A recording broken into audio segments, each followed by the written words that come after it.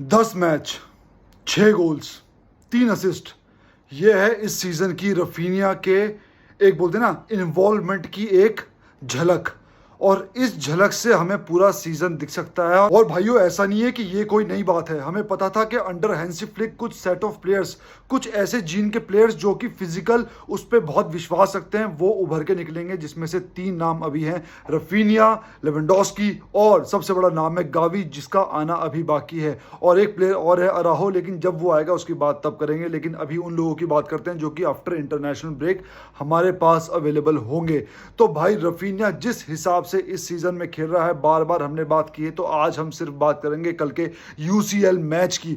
और इस मैच में रफीनिया बिल्कुल एक बोलते ना घोड़े की तरह खेला है। और ऐसा नहीं है कि बंदा रुक रहा था, कंटिन्यूस प्रेस। और भाई गेम टच जो चल रहा था ना मैच में, जो बॉल के साथ उसका इन्वॉल्वमेंट था, ये नहीं कि सिर्फ अपने साथ लेकिन बाकी प्लेयर्स के साथ जो वो कोऑर्डिनेट कर रहा था, बाकी प्लेयर्स के साथ जो वो 1-2s कर रहा था, बाकी प्लेयर्स के साथ जो लिंक अप प्ले कर रहा था, वो बिल्कुल आउट ऑफ द वर्ल्ड था। क्योंकि बीच में एक ऐसा मोमेंट आया था जब मिडफील्ड से रफीना ने बिल्कुल कुबारसी वाला पास दिया, टक, और बॉल जैसे बीच में आई, मुझे उम्मीद थी नहीं कि वो पास दिया जाएगा क्योंकि हम उस टाइम लीड में थे। लेकिन रफीनिया ने वो पास बीच में दिया और उसने टच करके बॉल वापस दी। रफीनिया आगे गया, फिर एकदम वन टच पास दिया लेवेंडोस्की को, लेवेंडोस्की ने टच करके हल्का सा इधर किया, वो गोल रह गया। लेकिन वो गोल बहुत तगड़ा होता। तो इस टाइम रफीनिया अपने प्राइम पे खेल रहा है। और ये बात मैंने कल लाइव में भी कही थी कि जैसे हर लामासिया का प्लेयर एक तगड़ा प्लेयर नहीं हो सकता, कुछ प्लेयर्स ऐसे निकलेंगे जो कि एवरेज प्लेयर्स होंगे, उसी तरह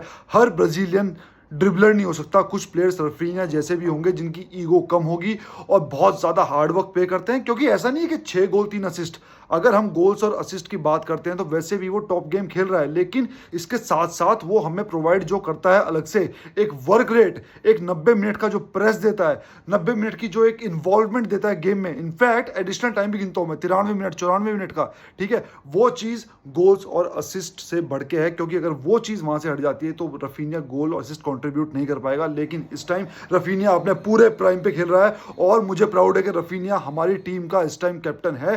क्योंकि जब से कैप्टन आर्म बैंड उसके हाथ पे आया, उसके चेहरे पे एक अलग जुनून है, उसके चेहरे पे एक अलग तेज है, एक बोलते ना अलग चमक है भाई कि हाँ करके दिखाता हूं ना, मैं हूं ना यहाँ पे, करके दिखाता हूं मैं। और बाकी प्लेयर्स को टैकल पड़ना, इधर उधर की बातें होना, रफीनिया जिस हिसाब से टूट के पड़ता है उन लोगों पे और आंखों में उसकी एक आग दिखती है जब वो रेफरी से बात करता है। तो भाई प्लीज टेर स्टेगन को कैप्टन मत बनाओ, रफीनिया को कैप्टन बनाओ। मैं हमेशा बोलता हूं मेरिट पे खेलो।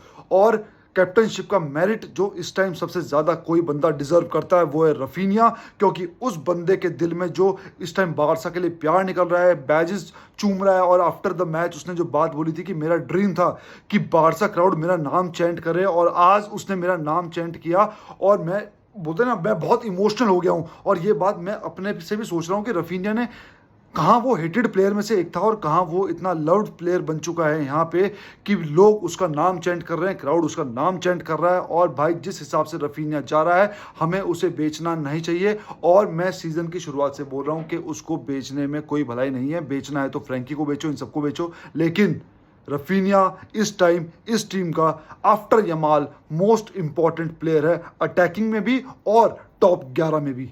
अब बात करते हैं भाई लेवेंडोस्की इस टाइम, यार यकीन नहीं होता उस बंदे की एज इतनी है और मुझे इतना अच्छा लगता है, मैं इतना इंस्पायर होता हूं कि यार ये बंदा इस एज में जिस हिसाब से बैच के लिए जा रहा है और ये बंदा इस एज में जिस हिसाब से अपनी लिमिट्स को भी और पुश कर रहा है, और वो दिख भी रहा है फील्ड पे। क्योंकि लेवेंडोस्की अब वो जावी वाला गेम नहीं है कि बस आया गिर पड़ के मिडफील्ड में आके टच वच करके फाउल ले लिया, गोड्डा पड़ गया कमर पे, ठीक है, लेट गया। अब वो गेम नहीं है, वो टच करके भागता है बॉक्स की तरफ। और अब उसकी अगर आप प्रेजेंस देखते हो कंपेयर टू जावी एरा, इस टाइम वो पोचर की भूमिका में ज्यादा है और वो राइट टाइम राइट प्लेस पे हमेशा होता है। और कल भी हमने देखा जो लेवेंडोस्की का गोल था, बिल्कुल मतलब वहां पे अगर गोल ना भी होता ना बड़ी बात नहीं थी और कोई दुख की बात नहीं थी। लेकिन लेवेंडोस्की वहां पे था, वो बॉल तक पहुंचना चाहता है, उसके अंदर वो जील है, उसके अंदर वो बोलते ना जुनून है कि मुझे बॉल तक पहुंच के गोल मारना है। और जैसा कि हम सब ने डिस्कस किया है कि लेवेंडोस्की इस सीजन पिचिची जीत सकता है,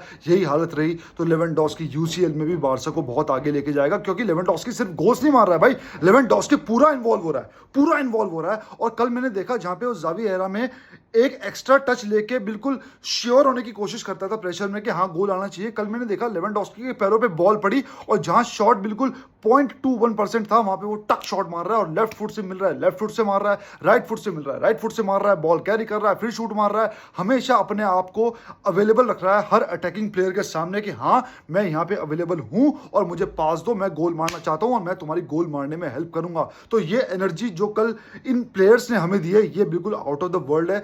थोड़ा सा हाँ फ्रैंकी डियोंग आया था, फ्रैंकी डियोंग थोड़ा सा रस्टी था और नेचुरल भी है भाई। और एंसु फैटी भी आया, एंसु फैटी की भी बात करेंगे तो फ्रैंकी के लिए कोई सीरियसनेस नहीं है भाई, मतलब कोई सीरियस होने की जरूरत नहीं है। 3-4 मैच लगेंगे वो रस्टीनेस जाने के लिए और सही टाइम पे वो फॉर्म में आएगा। बायर्न हो या मैड्रिड हो या सेविया हो या कोई भी टीम हो, और गावी का भी इसी तरह से वेट किया जा रहा है, उसको भी हम टाइम देंगे।